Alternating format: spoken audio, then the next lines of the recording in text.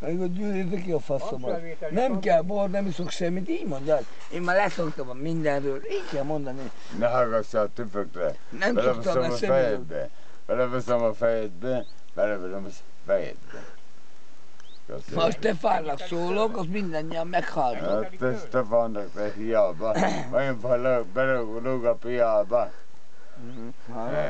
Halász neki piája. Hát lesz piája. De ez a bicit nem meheted neki. De mindig lesz neki piája. Köszönöm szépen. Most menj a gyújtóért. Ez a gyújtó, ez a gyújtó. Ez a gyújtó, honnan a vágból adja? Ez korábban kellett oldani. Most felveszem azt is, hogy ledobtad ide Osszinak a kabátját. Így felveszem, azt megmutatom neki. Azt mondta Stefán, hogy megbaszi Ossit is, meg Pistit is. Ezt mondta? Nyilatkozzál. Mi? Megbaszi, azt mondta. Azt mondta? Nem. Ilyet mondta. Azt mondta ő.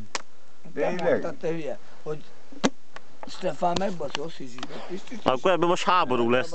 Nem lesz, ahol lenne. Megijedni Stefán Tóth. Ja tényleg. Hol lenne háború? Na, faszomba.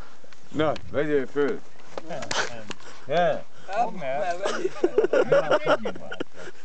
Ez a kabát, nem tudom ki. Ez a kabát, nem tudom ki. Jó. Ez a kabát. Ne. Mondja azt, hogy ki a geci ez a kabát. Állj meg. Na. Vegyél föl. Jó reggelt. Vegyél föl. Vegyél föl. Hát van akinél. Jöttek látogatók. Vegyél föl. Na, jó, jó.